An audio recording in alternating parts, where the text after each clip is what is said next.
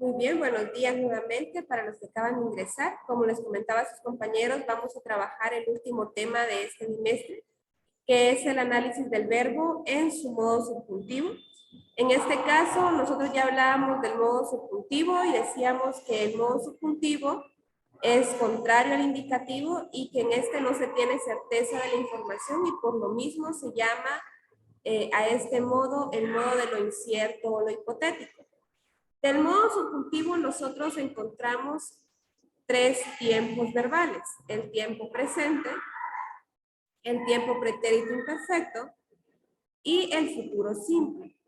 De esos tres nosotros hablábamos que el que más se utiliza es el pretérito imperfecto y el presente. Sin embargo, el futuro simple está en desuso en nuestro contexto y prácticamente lo vamos a encontrar en artículos o en documentos legales. Además de los simples, que son los que ya habíamos hablado y los que hemos estado trabajando, tenemos también los tiempos compuestos y esos son los que vamos a definir un poquito hoy y vamos a hablar también de la voz. Vamos a hablar de lo que es voz pasiva y voz activa en una oración. Y esto más que todo con referencia al verbo, a quien realiza la acción dentro de una oración. Vamos a dar inicio diciendo que el tiempo compuesto es aquel que se forma con un verbo auxiliar, es decir, en este caso el verbo haber, más un verbo auxiliado, que en este caso es un participio. Si se dan cuenta, cuando hablamos de un verbo auxiliar y colocamos el verbo haber, nosotros sabemos que estos tiempos se van a formar con ese haber más otro verbo. ¿Ese otro verbo cuál va a ser? Va a ser el verbo que nosotros queramos conjugar. Por ejemplo, trabajar, por ejemplo, estudiar, por ejemplo, vivir. En el caso del primero, que es el pretérito perfecto compuesto, estamos hablando del pasado, ¿no? Cuando hablamos de pretérito es pasado, para ubicarnos por ahí. ¿Qué dice del pretérito compuesto? Dice que tiene doble interpretación, una retrospectiva y otra prospectiva. La primera equivale al indicativo de he viajado y expresa una situación anterior a una presente. No creo que haya viajado. La segunda indica posterior, es decir, futuro, y equivale a habré viajado. No creo que haya viajado a Nepal el próximo mes. Entonces, en resumen o en síntesis de este tiempo, este nos sirve tanto para una situación que yo puedo expresar a futuro o que puedo expresar del pasado como tal.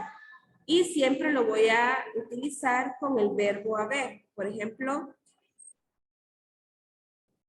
nos va mal en un examen, entonces yo le puedo decir, no creo que haya estudiado. ¿Sí? Haya sería mi verbo auxiliar y el estudiado es mi verbo principal, que es un participio.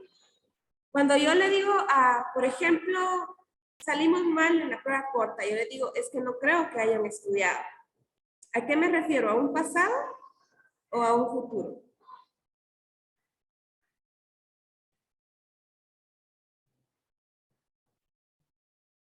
Si la situación ya pasó, entonces eso va a depender del contexto, ¿no? Como ya hicimos la prueba corta o el examen y salimos con resultados bajos, por ejemplo, cuando yo le digo haya estudiado, se supone que eso ya lo hizo.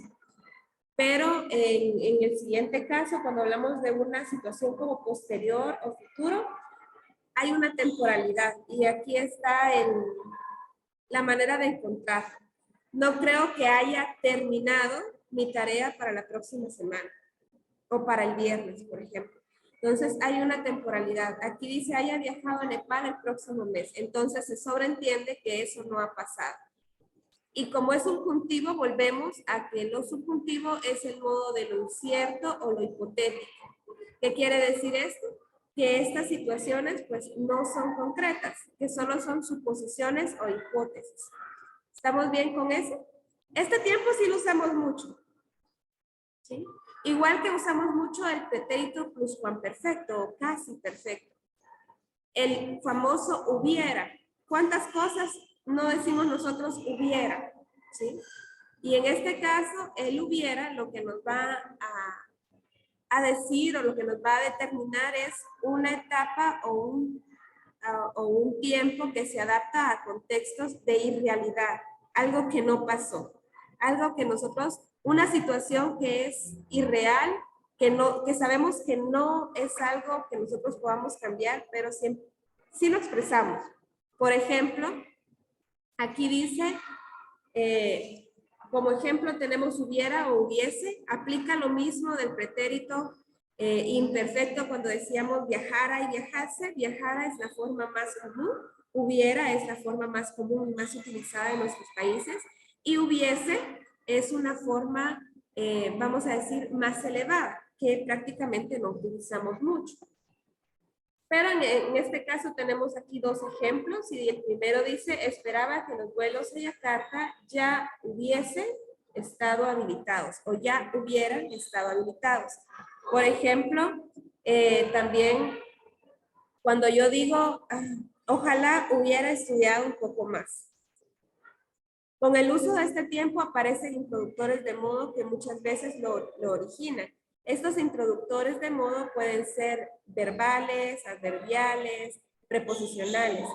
Por ejemplo, aquí dice, a menos que el tren ya hubiese partido hacia la ciudad, los visitantes quedaron impresionados de lo que los incas hubieran construido. Bueno, ese hubiese y ese hubiera sirven como auxiliar para otro verbo. Y acuérdense que esto es irreal, algo que no sucedió. Nosotros a veces estamos diciendo, ojalá hubiera. Ese ojalá pues nos ayuda, ese es un indicador de modo. Y luego pues aparece el hubiera o el hubiese, más lo que nosotros queremos decir. Yo hubiera comprado la playera que vi, pero ya tengo dos. Es parecidas. Es algo irreal, ¿no? Y luego tenemos el futuro compuesto que es hubiere, igual que la terminación ere en el futuro simple, solo que aquí a la palabra o al verbo que se le agrega la terminación es el primero, el verbo auxiliar, y luego un participio, viajado, estudiado, comprado, dicho. En este caso, el futuro expresa una situación que tiene una posibilidad de suceder. Pero dice que es anterior o posterior a cierto punto de referencia de lo que estamos hablando. En este caso dice, si los turistas exploradores de la ruta Sarawak no hubieran confirmado su viaje dentro de 8 días a partir de su autorización, las autoridades tienen la facultad de cancelar. La confirmación es la situación anterior o posterior y la posibilidad es que se cancele o que se autorice, ¿no? En este caso, es lo mismo que hablábamos con el futuro simple. No es un tiempo que se utilice mucho.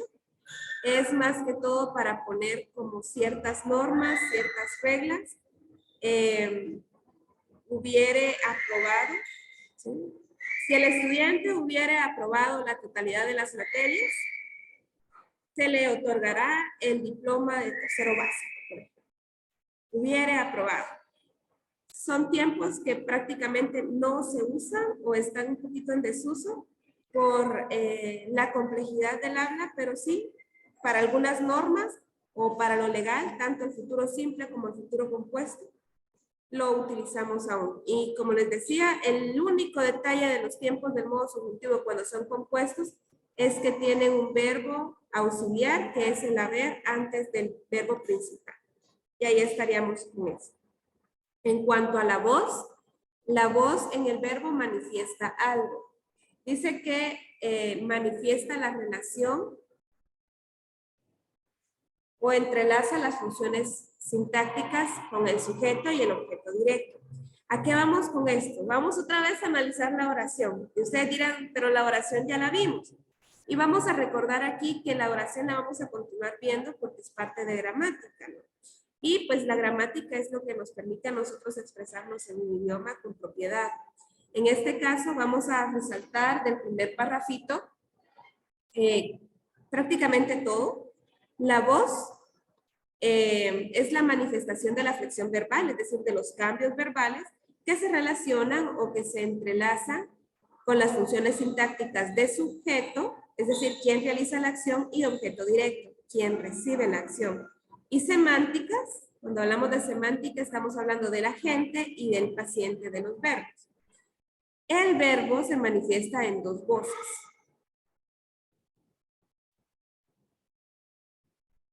Activa y pasiva. Y ahora vamos a entender o vamos a tratar de identificar qué es la voz activa y la voz pasiva. Dos elementos importantes en la expresión del fenómeno gramatical de la voz son el agente y el paciente. Y vamos a identificar a qué se refiere eso de la semántica con agente y paciente. Primero el agente y luego vamos a ver quién es el paciente. Según lo que está acá en el libro, dice que el agente es quien realiza la acción del verbo, ¿sí? Tiene el control sobre todo el proceso, es el participante activo. Luego, ¿quién es el paciente? El paciente es quien experimenta los efectos del proceso que controla el agente, es decir, quien recibe la acción. El paciente es pasivo. Paciente pasivo, agente activo.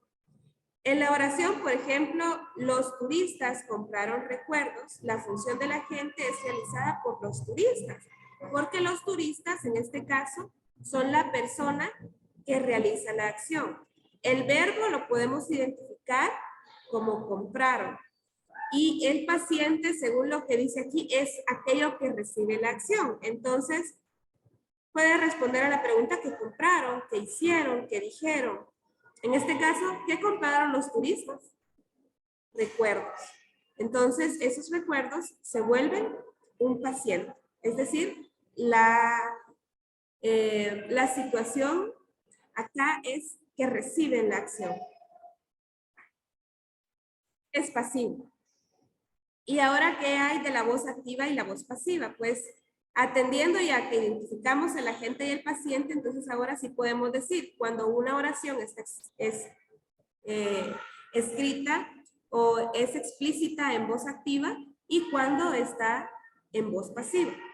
En el primero de los casos dice, esta voz crea una relación de sujeto-agente, es decir, el sujeto, la persona, el animal, la cosa, la situación de la que estamos hablando es el agente.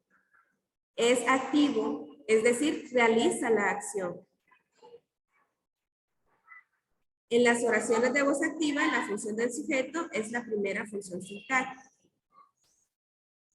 Es decir, que se desempeña como agente. Y vean acá la oración. La oración dice, los comensales extranjeros degustaron una deliciosa enchilada. Ahora yo les pregunto, ¿quién es el sujeto?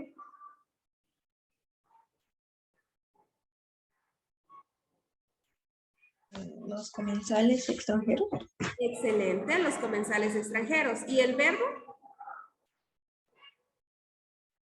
Degustaron. Degustaron, excelente. Entonces, atendiendo al verbo, degustaron. ¿Quiénes degustaron? ¿Quiénes están haciendo la acción directa? Los comensales extranjeros. Entonces, tenemos una voz activa, porque el sujeto está haciendo una función o se presta para estar activo en la oración de manera que realiza de manera directa la acción, en este caso que sería degustar. Ahora yo les pregunto, ¿qué degustaron? Una deliciosa enchilada. Ah, una deliciosa enchilada. Entonces, esta enchilada es el objeto directo. ¿Sí? En este caso sería el paciente, ¿no? Porque solo recibe la acción, no la realiza, no está presente, no está activo. Ahora vamos a ver la voz pasiva. En el caso de la voz pasiva, según la información que tenemos aquí, dice que constituye una relación diferente. ¿Y cómo es eso? Aquí la relación está de sujeto y paciente, es decir, sujeto-objeto directo. Vamos a cambiar el orden. Ya no va a ser el sujeto la persona que realiza la acción, sino que en este caso está invertido. Lo que recibe la acción o el paciente, el objeto directo, va a estar al principio. Por eso aquí dice, en las oraciones de voz pasiva, la primera función sintáctica de sujeto es realizada por el paciente. Y veamos acá, la misma oración para que no nos perdamos. Las enchiladas o la enchilada fue degustada por los comensales extranjeros. Y vamos a buscar el verbo acá. El verbo es un verbo compuesto y dice fue degustada. Una característica de esto es que los verbos se vuelven compuestos para pasarlos a voz pasiva. Y si se dan cuenta, yo les pregunto, ¿quién aparece en el sujeto? La enchilada. La enchilada. ¿Y vean dónde estaba acá la enchilada? Al final. Porque en este caso es el paciente, es decir, quien recibe la acción. Y aquí aparece al principio. Entonces, por eso dice que aquí ya cambia a voz pasiva. Y tenemos un error en el libro, entonces lo vamos a corregir. Aquí abajo dice voz activa y aquí vuelve a decir voz activa. Aquí cuando pasamos al objeto directo o al paciente al frente, entonces ya no es activa, sino que es pasiva. Y le vamos a agregar ahí voz pasiva. Entonces, corrijan esa parte del libro. Y luego nos dice, miren, por los comensales extranjeros. Entonces, ¿quiénes se comen la enchilada realmente? Los comensales, ¿no? Pero en este caso, los comensales pasan a segundo plano. Y dejamos al principio al objeto directo o al paciente que solo recibe la acción. La enchilada fue degustada por los comensales extranjeros. Si yo les pregunto, ¿quiénes degustaron? Van a decir ustedes, los comensales extranjeros. ¿Qué degustaron? La enchilada. Entonces, el qué es el objeto directo o el paciente. En este caso, al estar al principio de la oración y funcionar como sujeto, decimos que cambia ya a voz pasiva. Muy bien, con eso terminamos acá. Dice que estas oraciones se usan oraciones activas con el objetivo de presentar al agente en un papel primario, es decir, el agente va a hacer la primera acción. Y las oraciones pasivas, por el contrario, lo relegan a un papel secundario, es decir, cuando le queremos dar mayor importancia, no a la persona que realiza la acción, sino que en este caso al objeto directo o en este caso también llamado paciente como una función semántica. ¿Estamos bien con eso? ¿Lograron subrayar? Bueno, entonces vamos a borrar lo que hemos subrayado acá. Si tienen alguna duda con respecto a estas páginas, me dicen. Y vamos a continuar en las siguientes, que hay ejercicios para explicarles un poquito qué vamos a hacer acá. Esto lo vamos a estar trabajando el resto de la semana. Cualquier duda que tengan me pueden comentar. En el primero de los casos que tenemos acá, el ejercicio 1, tenemos dos páginas, 200 y 201 de ejercicios. En el primero dice, explica las características del modo subjuntivo en el verbo. Las características son aquellas que lo hacen ser diferente. Es decir, que es un modo de lo hipotético, que es el modo de lo irreal. Aparecían al principio de la página 198 cuando nos explicaban qué es el modo subjuntivo. En el siguiente caso tenemos que completar la tabla de abajo con fragmentos del texto, después de leerlos, ¿no? Vamos a leer este texto de las Islas Turcas y Caicos y luego vamos a ir sacando frasecitas o fragmentos de oraciones y los vamos a colocar abajo de acuerdo a lo que nos piden. Por ejemplo, una oración que tenga el tiempo en el modo subjuntivo presente, pretérito imperfecto, futuro simple y luego los tiempos compuestos. Si vamos a leer, dice, viajar es vivir, reza el dicho. Nada es más cierto. Desde arrecifes submarinos hasta picos nevados en las alturas, la geografía de nuestro mundo ofrece maravillas y diversión sin par. Si tuviera el tiempo y los recursos, ya hubiera viajado a las arabescas ciudades de Sevilla y Granada, a las inmaculadas playas de las Islas Turcas y Caicos, al pintoresco pico de Orizaba, al Amazonas exótico e interminable. Entonces, vamos a buscar los verbos en la oración y nos vamos a dar cuenta, por ejemplo, por ponerles un ejemplo, que aparecen oraciones, por ejemplo esta, si tuviera el tiempo y los recursos, tuviera. ¿Dónde podemos ubicar el tuviera? ¿Será que es presente? ¿Será que es pretérito imperfecto o futuro simple?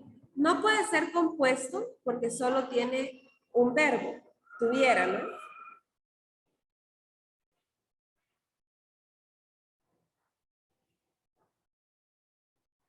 Luego la siguiente oración que está a la par dice, ya hubiera viajado a las arabescas ciudades de Sevilla y Granada.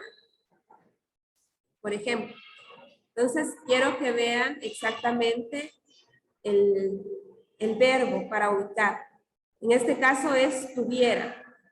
Tuviera corresponde al pretérito imperfecto en su forma más usada en América Latina, ¿no? La expresión terminada en RA. ¿Qué haríamos entonces? Lo colocaríamos en el pretérito imperfecto. Luego vamos a la siguiente oración. Y aquí dice, ya hubiera viajado. Y aquí está el chivo para encontrar qué tiempo es. Buscar el verbo también. Hubiera viajado. Y desde que usted ve que son dos verbos, es decir, que hay un verbo auxiliar y un verbo participio a la par, entonces sabe que es un tiempo compuesto. Y en este caso será un pretérito pluscuamperfecto. Y escribiríamos acá el fragmento del texto.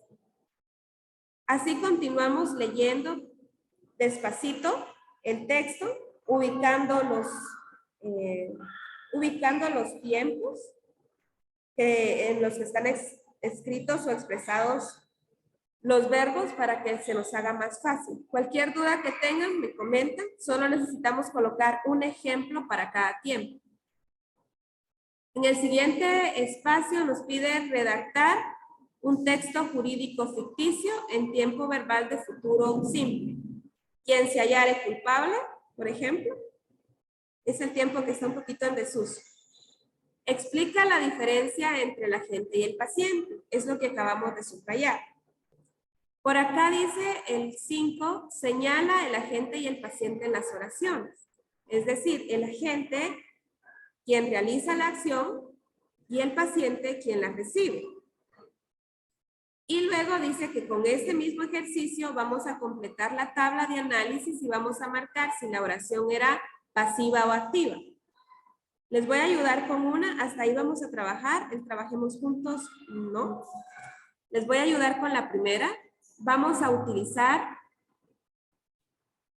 el inciso A y la vamos a leer para tratar de analizar cuál es el agente y cuál es el paciente en cada una de ellas.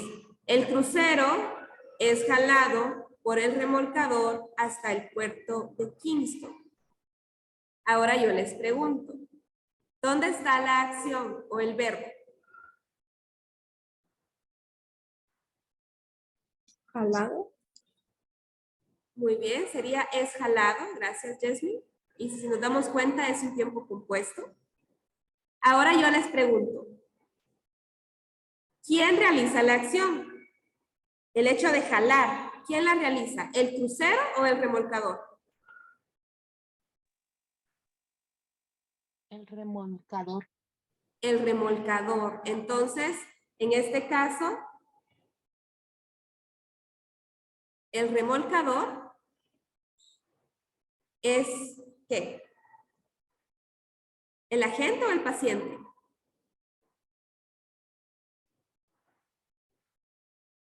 Si es quien realiza la acción, es el agente. ¿Sí? Es el activo. Y el crucero, en este caso, es quien la recibe, porque es el que lo están remolcando, no es el que están jalando. Y como es el que lo recibe, el crucero se va a volver, o es realmente un paciente. Y le vamos a colocar la letra P de paciente.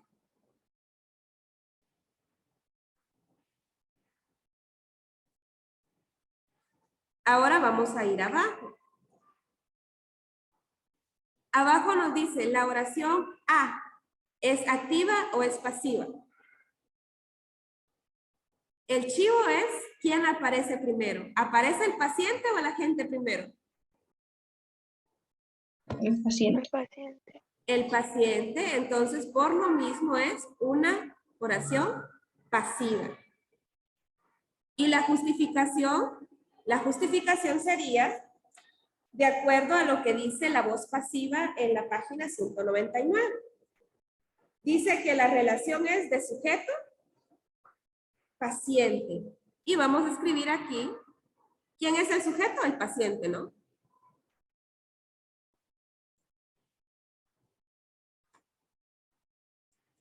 La función de sujeto la realiza el paciente. Esa sería la justificación. Y al ser activa, entonces la justificación sería la función de sujeto la realiza el agente. Por ejemplo, veamos la siguiente. Yo sé que ya cumplimos el tiempo, pero vamos a ayudarles con esto. El capitán del Royal Caribbean ofreció una cena especial para la tripulación del crucero. Ahora yo les pregunto, ¿dónde está el verbo? Ofreció. Ofreció. Muy bien. Ahora vamos a ver quién realiza la acción. ¿Quién ofreció la cena? El capitán. Ah, el capitán. ¿Sí? Entonces, si él la ofrece, quiere decir que él es quien realiza la acción. Él es el agente. Y en este caso, ¿qué ofreció?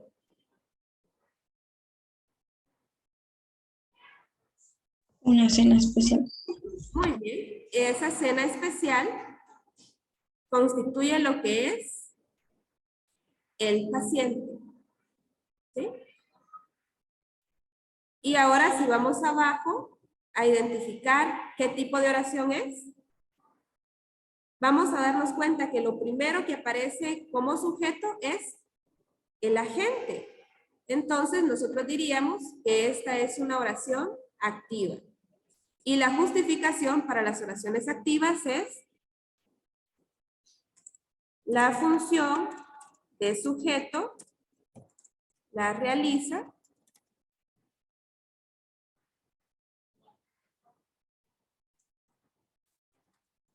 el agente. ¿Tienen dudas al respecto?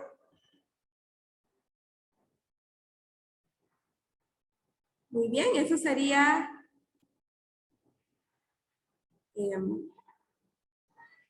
lo que nosotros vamos a trabajar.